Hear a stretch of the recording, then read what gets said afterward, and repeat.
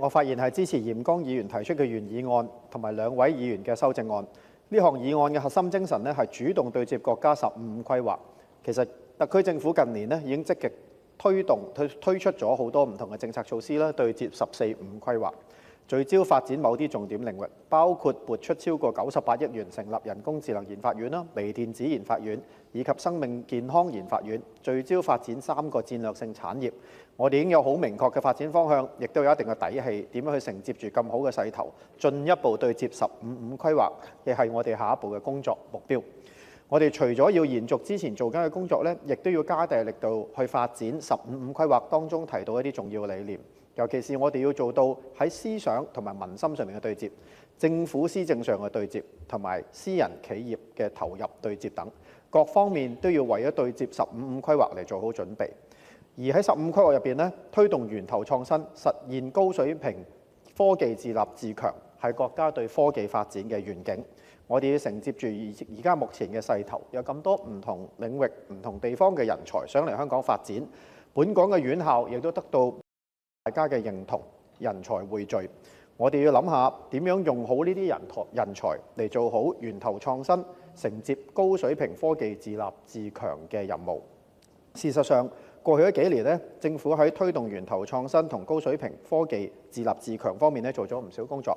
包括推出咗產學研1+計劃啦。我哋要申報，我係產學研1+計劃督導委員會嘅主席。計劃至今咧已經資助咗49個項目，資助金額超過20億，相信未來會有更加多個項目獲得資助。另外，政府亦都推出咗 Inno Hong Kong 創新香港研發平台啦。大學方面推動咗好多唔同嘅投資基金啦，喺機制同埋資金上面咧，有效推動同埋鼓勵咗源頭創新以及一啲前沿科技嘅發展。對接產業發展方面咧，頭先都提到啦，政府成立咗3個研發院，聚焦發展人工智能、微電子、生命科技。其中生命健康研發院同埋大學嘅合作項目，好快亦都會進行投標。希望呢幾個領域嘅研發院咧，可以盡快落地，盡快吸引到相關領域嘅人才、專家學者、科研人員嚟到香港，繼續推動好呢幾個聚焦領域嘅發展。主席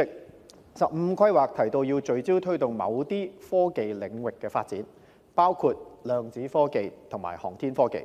我哋都要諗下，香港係咪可以去做更加多工作，去吸引呢啲科技領域嘅專家嚟香港發展。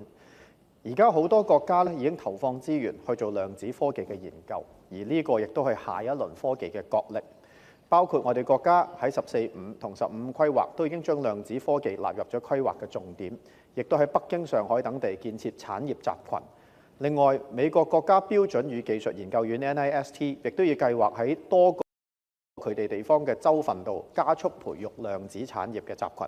而英國同歐盟亦都投放資源去支持量子產業嘅發展。另外，喺航天科技方面，我哋國家已經達到領先國際嘅頂尖水平。本地嘅大學亦都有好多相關嘅優勢科研團隊同埋卓越嘅科研成果。我哋應該更加發揮我哋呢個優勢。既然量子科技同埋航天科技都係國家要發展嘅未來科技項目，對於呢啲新嘅前沿科技，香港係咪需要有專門嘅政策以及一個主導嘅機構？例如好似之前我哋成立人工智能同微電子研究院咁樣，成立一啲專項嘅研發院，更加有系統、更加有規劃咁聚焦發展呢兩個新科技領域呢，希望政府可以認真考慮。另外喺資金方面，政府近年推出咗好多資金嘅支援，但係都係以政府牽頭為主。